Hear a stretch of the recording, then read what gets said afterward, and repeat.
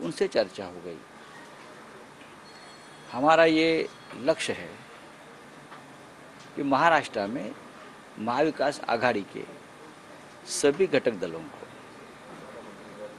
कांग्रेस, राष्ट्रवादी कांग्रेस, शिवसेना है, लेकिन जो छोटे छोटे दल हैं जिसने लोकसभा में हमें ये चुनाव जीतने में या बीजेपी को हराने में मदद की है, उन सभी को हम साथ लेकर ये चुनाव लड़ेंगे विधानसभा का।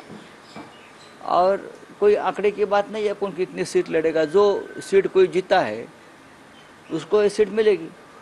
जैसे कम्युनिस्ट पार्टी कहाँ जीतती है तो उनको ये सीट दे दी जाएगी। जहाँ समाजवादी पार्टी है वो कहाँ अगर सीट जीत सकती है तो उनको सीट मिलेगी। यही जो गणित है जीतने का वो हमारे लिए भी है, सबके लिए है। कोई 200 लड़ेगा, कोई 100 लड़ेगा, ये आंकड़े लेकर हम ये चर्चा नहीं हो रही है।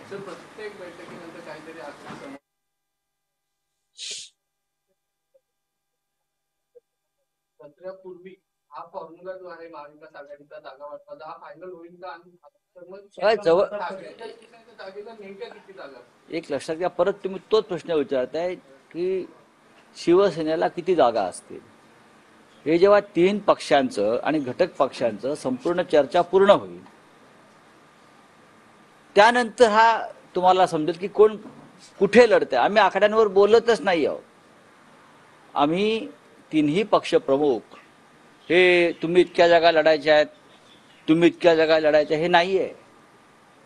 आम्ही सगळे मिळून महाविकास आघाडी म्हणून निवडणुका लढतोय प्रत्येक मतदारसंघात। हे आमचं सूत्र आहे। लोकसभेलाही तेच सूत्र होतं आणि विधानसभेलाही तेच सूत्र राहील। मी जे आधी सांगतोय की प्रत्येक विधानसभा मतदारसंघावर आमची चर्चा होते आणि प्रत्येक विधानसभेचं जिंकण्याचं आणि लढण्याचं गणित प्रत्येक मतदारसंघात वेगळं असतं। त्याच्यामध्ये अनेक पैलू असतात, फॅक्टर्स असतात, आपण ज्याला म्हणतो ते। उमेदवाराची क्षमता काय, पक्षाची ताकद किती, इतर सामाजिक सोशल इंजिनिअरिंग काय होऊ शकतं, त्याच्यावर चर्चा प्रत्येक मतदारसंघानुसार होत असल्यामुळे थोडा वेळ लागतो। जर आकड्यावर गेलो असतो, तुम्ही 100 लढा, आम्ही 80 लढा, ते 70 लढते, तर हा तासाभरातला खेळ असतो। आम्हाला भारतीय जनता पक्षाचा आणि त्यांच्याबरोबरच्या गद्दार गटांचा पराभव करायचा आहे। त्यांच्या भ्रष्टाचाराचा, आर्थिक ताकदीचा पराभव करायचा आहे।